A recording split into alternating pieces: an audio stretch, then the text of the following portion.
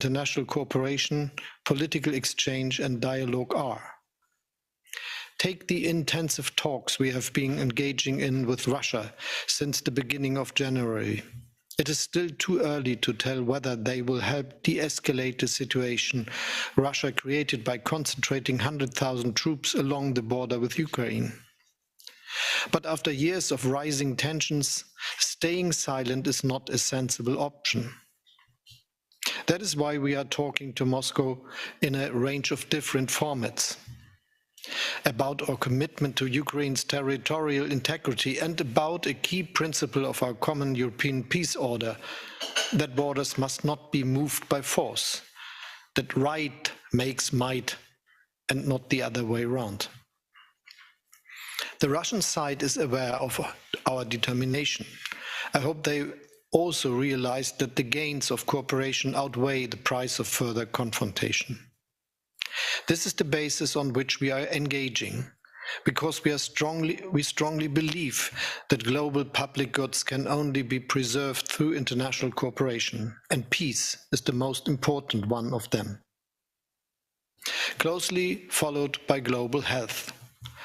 One of the most uplifting statements that I have heard during the pandemic came from the Israeli historian and author Yuval Harari, and I quote, "The big advantage humans have over viruses is that we can cooperate in ways they can't." And we do. European doctors are benefiting from the findings of their American, Israeli or African counterparts. Scientists from all over the planet are sharing their research on new variants and potential treatments globally, often in real time. And 2 German researchers invented a vaccine based on the new mRNA technology that helped save millions of lives around the world. These examples are proof of the power of cooperation. They also illustrate the importance of exchanges like the one we are having here today. It was at Davos in 2000 that leaders launched the Global Vaccine Alliance. Today, 21 years later, vaccines are by far our best tool to leave the pandemic behind us. Without a truly global immunization campaign, we will soon run out of letters in the Greek alphabet for new variants of the virus. But the good news is, thanks to far-sighted cooperation, we have the tools to break the cycle. And Germany, already the second largest donor to the global vaccine campaign, will continue to do its part. By supporting COVAX, we are determined to reach 70% of the world population by the middle of the year. And as part of our current G7 presidency, we will focus on improving the international health infrastructure, including in countries of the global south. However, we need partners to join hands, particularly in the private sector.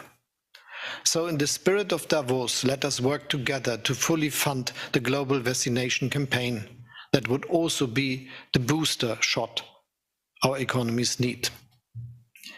As we speak, those economies are facing the most fundamental transformation since the Industrial Revolution. For the last 250 years, our prosperity has depended on burning fossil fuels, coal, oil and gas. The effects of man-made climate change are felt by everyone in every corner of the world. That is why Europe has decided to become the first carbon-neutral continent by 2050. Germany wants to reach that goal in 2045 already. This leaves us with less than 25 years to reach net zero, a monumental task. But a task that we can and will master. We will prove wrong those who are currently portraying our continent as a billiard ball in a great geo-economical game between China and the United States. Europe offers the openness and liberal societies that benefit innovation. We are on course towards greater technological sovereignty, a top priority of the European Commission. And a global shift towards more sustainable growth will give Europe the first mover advantage. But of course, Europe alone won't end the climate crisis. That's where the leitmotif of working together applies again. We will use our presidency of the G7 to turn that group into the nucleus of an international climate club. What we want to achieve is a paradigm shift in international climate policy. We will no longer wait for the slowest and least ambitious. Instead, we will lead by example, and we will turn climate action from a cost factor into competitive advantage by agreeing on joint minimum standards. Ambitious, bold and cooperative. That will be the Climate Club's ABC. Ambitious by committing its members to the 1.5-degree target and to climate neutrality by 2050 at the latest. Bold by ensuring that we act now to reach those goals, for instance by pricing carbon and preventing carbon leakage. And cooperative by remaining open to all countries and by respecting WTO rules. We are not looking to be an exclusive club. By addressing technology transfer and climate financing, we hope to bring developing and emerging economies on board. Let me highlight one example of how this could work: green hydrogen. Within the Climate Club, we want to work on a common understanding of what green hydrogen is, and we will coordinate our respective investments. That is the way towards a reliable global supply. The mutual benefits are obvious. For a country like Germany with a strong industrial base and high energy demands, and also for those who would become the main producers of green hydrogen, namely emerging economies and developing countries. Ladies and gentlemen, Germany is committed to playing a crucial role in the global transformation. We have set sail to turn the 2020s into a new beginning, a decade of transformation and progress for our country. By 2030, 80% of our energy will come from renewables, twice as much as today. This requires massive investment in our infrastructure, from electricity grids to hydrogen pipelines. We will speed up planning processes and stimulate private investment in future technologies and digitalization. And we will modernize our immigration laws to attract the skilled workers, scientists and technicians that our labor market needs. However, this transformation that we are now embarking on is not an end in itself. Progress is not an end in itself. And in hindsight, we sometimes have to realize that yesterday's ideas of progress can become today's and tomorrow's problems. Think about the ecological crisis. In the end, it is a product of former ideas of progress. So what we need is better progress. Progress that isn't measured just in its short-term results, but also factors in its long-term consequences and side effects. Progress that addresses the concerns of all of our citizens, because we know that change in a democracy only works if it is by the people and for the people. This is precisely where the second part of today's theme comes in: restoring trust. The sheer magnitude and simultaneity of globalization, digitalization, and climate adaptation leaves many citizens worrying. Will their well-paid jobs move away? Will energy prices or rents in big cities continue to soar? Will pensions remain secure and health systems reliable? Leaving questions like these unanswered erodes trust. Trust in our democratic systems and their promise of equal opportunities.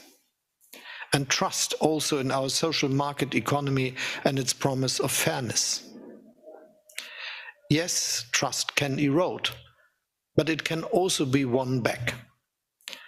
A recent global survey showed that during the pandemic, public confidence in science and scientific institutions has increased. And nearly 9 out of 10 Germans, an increase over 2021, said in opinion polls that they have trust in health workers. So where does that leave us, governments and businesses? First, in an age of technology, our policies and decisions must be based on science, rationality and reason. That is why my government has established an independent board of experts and scientists who advise us during the pandemic. And when their credibility is attacked by a small but loud and radical minority, it is our duty to defend them. Second, citizens demand explanations for the changes our decisions are making to their lives. If we, as political or economic leaders, do not explain our decisions properly, people will look for explanations elsewhere. Politics is will, the great Swedish Prime Minister Olof Palme once said. Will and communication, one must add, in today's digital world. And finally, we must not allow technological innovation and growth to be decoupled from social progress. On the contrary, only a society of mutual respect will stay united through the epochal changes that lie ahead. Social justice and equal opportunities do not stand in the way of transformation. They are necessary preconditions that make transformation work. I know that many of you share this view, and that for me is another source of optimism. Ladies and gentlemen, my hope is that we can maintain and build on that unity. Some will try to tell us that dialogue and compromise are signs of weakness. Some will try to pitch climate action against prosperity. Some will argue that social progress hampers economic growth. And some will try to divide us into cosmopolitans and regular citizens anywhere and somewhere rich and poor.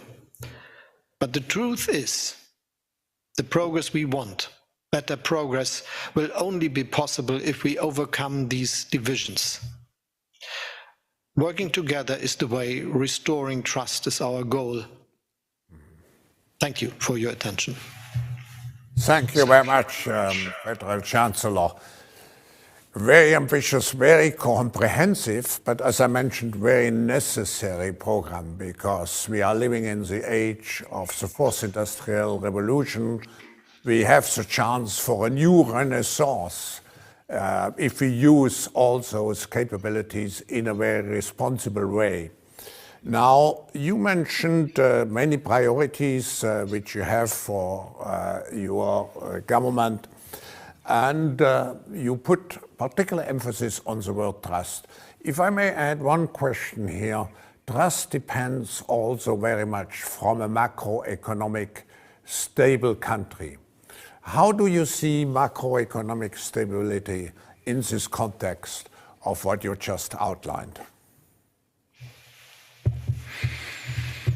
I see that macroeconomic stability is key for the trust into the future, and this is why we have to work on our goals, and all the aspects have to be followed which are important for this task. So first, we will do a lot for growth, and second, we understand that this growth will only be successful if we, and will be going into the right direction, if we understand that digitalization and fighting against climate change are important for the future.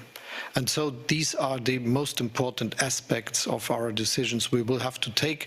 And this is why one of the first activities of the new government in Germany is to make all processes that fast and that successful that we will be able to reach our aims and our goals, and this, I think, is the basis for a good stability in the